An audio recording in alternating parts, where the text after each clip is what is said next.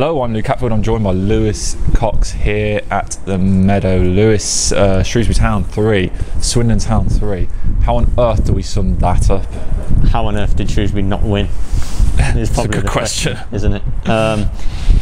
Wait for a home league victory goes on, despite Town leading 2-0, 3-1 today. Just can't get over the line, can they? Can't get over the line certainly here in the league. So six home league games this season now. No wins, 3 draws. So that's 3 points from 18 on offer. Should have won today. There have been other games here they should have won.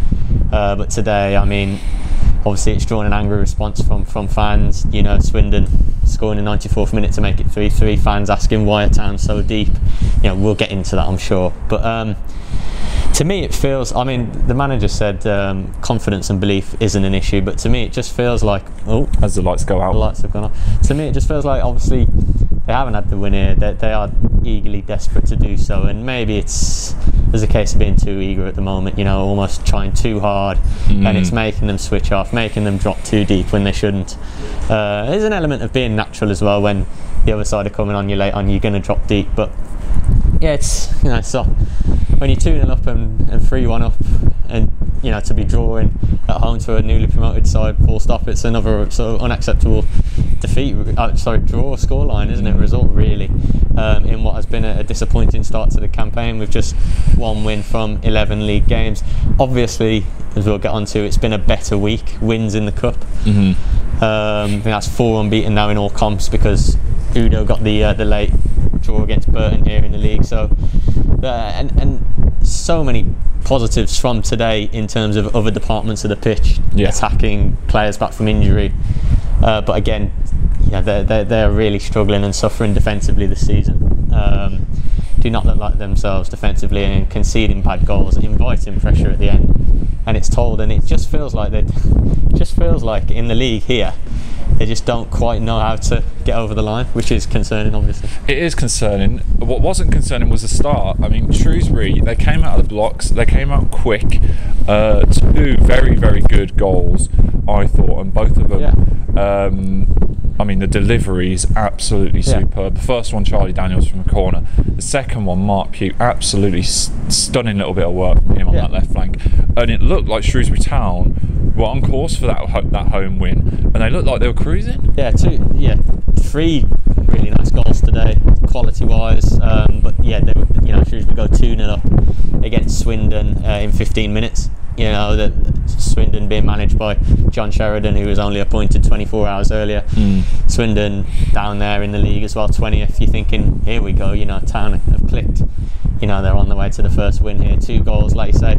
Charlie Daniels, a peach of a corner. Aaron Pierre nods in at the back post, and Mark Pugh, lovely spin down here, and delicious cross for Matt Miller.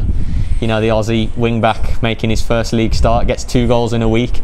He's a real presence, and our fans are excited by him today in terms of his running power, athleticism, threat in the box. Obviously, he's not fully fit yet, and he had to come off sort of around after the hour. But yeah, that's another real frustration and disappointment from the fans, I think, and probably from the manager as well. In that there are, you know, we spoke so much about how, you know, much better the squad is than it's showing, and you're seeing it in patches, in bits of quality attacking. You know, the ex-Bournemouth lads today create the first 2 goals, and you can see their quality in the delivery, and they're helping Town score goals now, 9 goals in a week. You know, a 2-0, a 4-3 and a 3-3.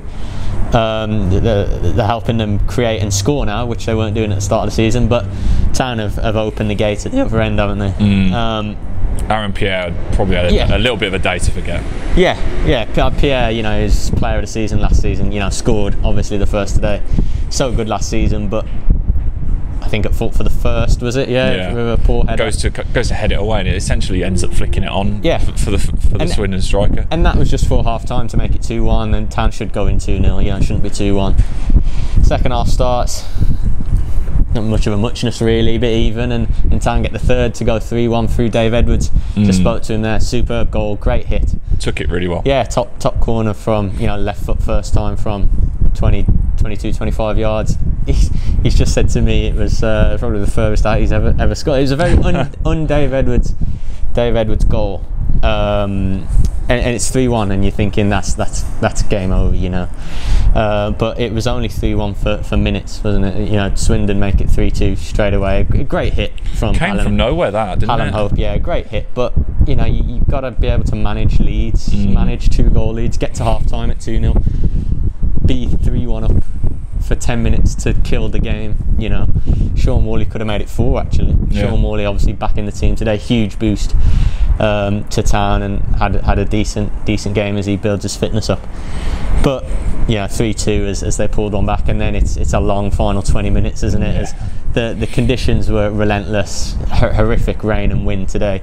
Town dropped deep as they sort of were anxious and edgy, trying to get that first win. It invited pressure almost, and Swindon couldn't create too much until the very end, did they? And Harry Burgoyne looked like he was the hero with an 89th minute save. But you know, 4th minute of added time, I think Matty Smith from the edge of the box, and it's a big deflection into the top corner. So it's unlucky, but you know, a lot of supporters are rightly saying, you know, you invite the pressure, and that's not bad luck, and that's probably a fair point. You know, a lot of fans asking why didn't the shapes stay the same? Why didn't they carry on playing? And I don't think there's one answer to that, is there? I don't think when you're closing a game out, you're ever going to stay 3-4-3. Yeah, it's tough. It's going to happen, is it? Naturally, you drop and the opposition come onto you. Changes had to be made because players aren't ready to play the 90 yet. The players that came in, you'd hope would have the fresh legs. But I totally understand why fans are frustrated at Town dropping so deep and inviting the pressure. And ultimately, Shrewsbury have paid for that today. And how does this leave Sam Ricketts in his situation, Lewis? Because it's an interesting one, isn't it? In terms of, they're right near the bottom of that table. This isn't a position Shrewsbury Town would have expected to be in. It's not a position Sam Ricketts would have expected to be in. It's not the position that fans would have expected them to be in. But is there enough positivity from that result and from performances, you know, in the cup, to suggest that Ricketts can turn this around? Well, generally it's one win from the first 11 league games, which is clearly not enough, and that's why they're 22nd. And obviously the record here, you know, speaks for itself, sadly. In terms of his position, I haven't heard anything. Obviously, in recent league games, certainly the Burton one late on, and obviously the run of defeats, the heavy one at Posh before that, there's a lot of, you know, and today, you know, sadly, frustratingly, there's a lot of angry fans calling for his head. I haven't heard anything towards that. I haven't heard anything on his future. Obviously, I think a defeat today would have been tough to take for him in terms of moving forward.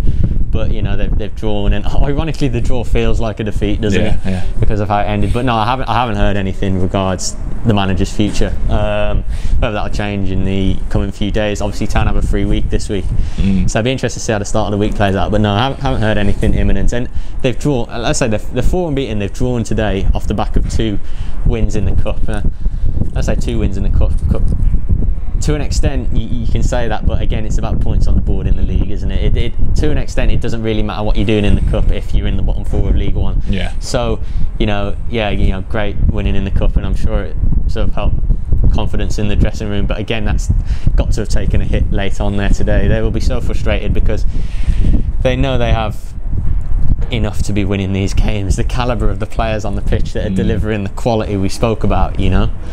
I mean, how you saw Mark Pugh for the first time today and kept saying how good he looked. He looked so sharp. At this level, phenomenal player. Yeah. The quality they possessed, but again, it just feels like, you know, mentally they just need to get over the line in some games. Do they just need that first win here? Yeah, and but you know, the longer it goes on, the more sort of worried and concerned you get, and the more desperate it needs to happen. Say 3 week, but the league schedule is daunting, really. Going into December, it's relentless.